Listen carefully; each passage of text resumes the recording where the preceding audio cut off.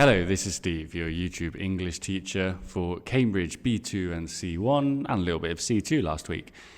Exam time is coming, so we are talking about how to pay attention because I'm sure many students at the moment are studying for their finals, at least in Europe and I guess Northern Hemisphere maybe. Summer is approaching, which means final exams. So we're going to do a bit of reading, a bit of use of English and a bit of speaking on this topic of how to pay attention.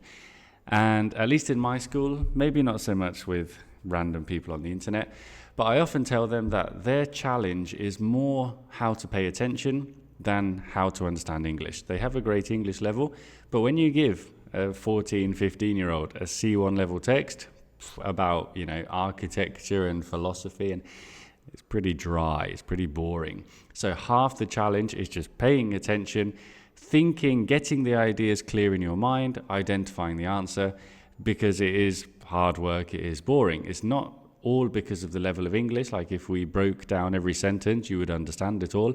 It's just paying attention to get it all clear.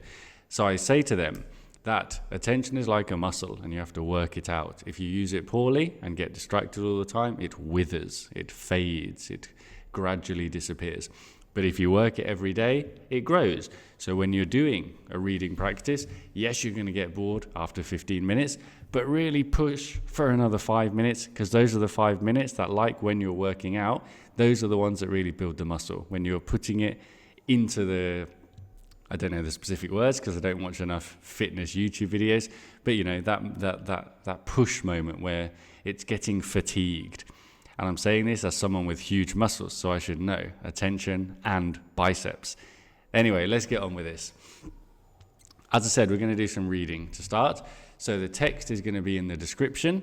We have a text called "Is the Internet Making Us Stupid?" and it's a C1 reading part 5. I will link the text in the description.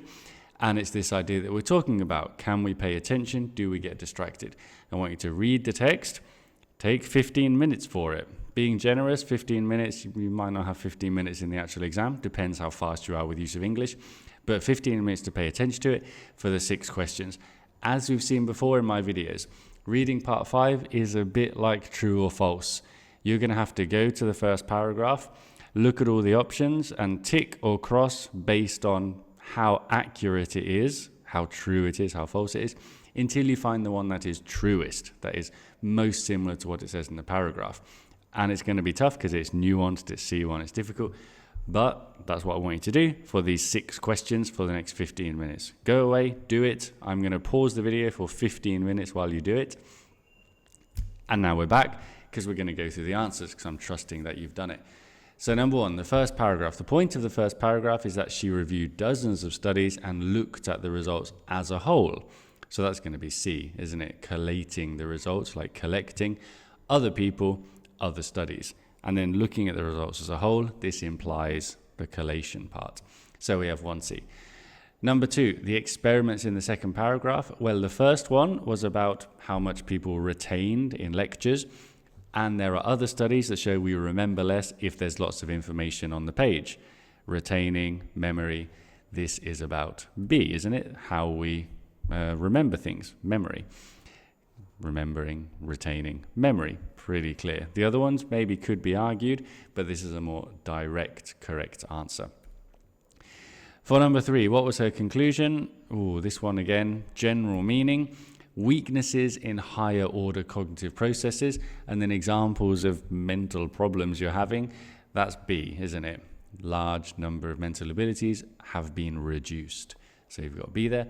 Number 4, the research in the 4th paragraph, what was it saying? They're all sort of about multitasking, or that's what you should be looking for in the answer. But the point here was that you expect multitaskers have gained an advantage, because they've been doing lots of different things, so they got good at it. But it turned out they weren't even good at multitasking. They actually can't do different tasks at the same time. It's just bad at all of them. So they expected it, but it was not true. That's going to be C. Beliefs about it are false.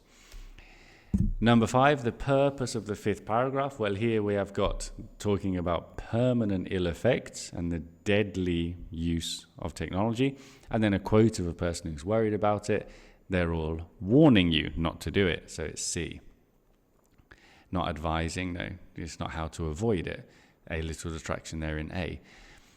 And finally, why do we mention abjectus research? This is really tough. These are really similar. But I think the main point is that not all distractions are bad. And then we have an example of, if you don't know how to solve a problem, get distracted, do something else. You might find the answer. So just by concentrating on it all the time, you won't actually find the answer. So it's going to be D. Getting distracted can help. Uninterrupted concentration is not always the best way of doing it. So D is the truest option there. So there we go. That's our reading done. You have 6 questions, mark out of 12. Hope it went well. Now we have a use of English that's a little bit similar, talking about studying and getting grades and working hard.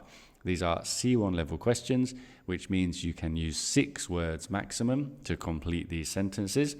You can do them one by one, you can do all of them, but I'm going to tell you the answers because I'm trusting that you have paused the video and you have done them with your best guess to see your score when we've looked at the answers.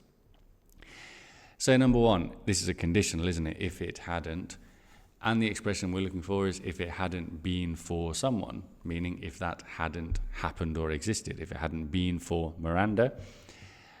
And then this is going to be a third conditional, or it's actually a mixed conditional, isn't it? Because we're talking about if this hadn't happened, what would be happening now in the present. It's a mixed conditional. That's annoying when you get to C1. You have to do mixed conditionals. I would still be looking in the present. I wouldn't have found a study method. I would still be looking now, because still implies it's in the present. Very little chance with highly. I think there's only one good answer here, because you are looking for a phrase that means it's not going to happen. It's highly unlikely.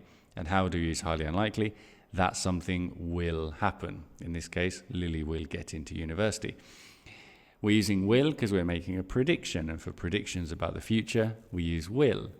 I think it will be sunny tomorrow. It's highly unlikely that Lily will get. There we go. Number 3, another nice question because it's part phrase.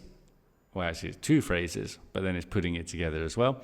The first one, I haven't seen this on a C1 exam before, but I like it. I can imagine it on an exam. It's common knowledge. If everyone knows, then it's common knowledge. 1 point for that. And the second one, if you've decided something with made, you've made up your mind. We have to use made up because it's his mind. We can't change the order here. You can say made his mind up. I've made my mind up. But in this way, we have to say made up his mind. That's also acceptable, obviously. Number 4, how I explain grammar. I'm sure it's annoying, but you've got used to it. Used to something. It used to something with nerves. So we've got used to, we've understood, it's in the past, we've got 1 point. Then an expression with nerves, that means annoying.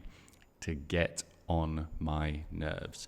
It used to get on my nerves, but I don't mind it now. And finally, do you mind? With have and to, super common C1 question. You have an objection to something. Do you have any objection to something? So we're going to need a gerund. Do you have any objection to John joining us for the study session? That's a tough one, but a really good one because objection to, common phrase, and use of the gerund when we're using the verb like a phrase, something happening, John joining us.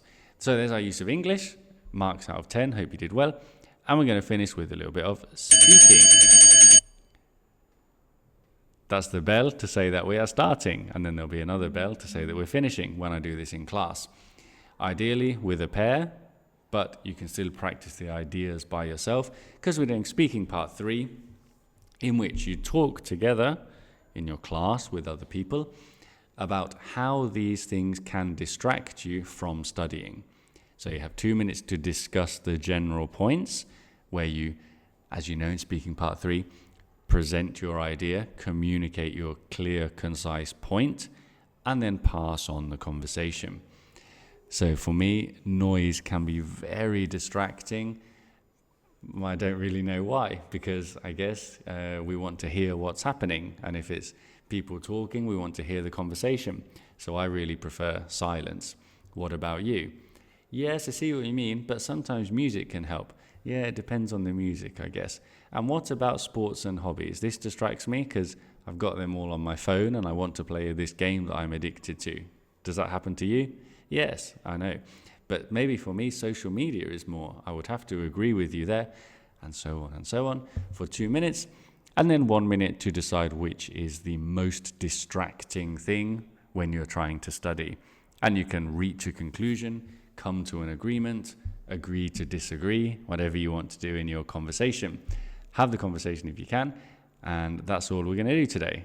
What's my summary? Pay attention, work out that attention muscle, read books, always 1 minute more attention than you think you can do if you're in class, if you're studying by yourself, and you will become the kind of person who actually can pay attention to text with ease. Right, hope that was useful. Goodbye.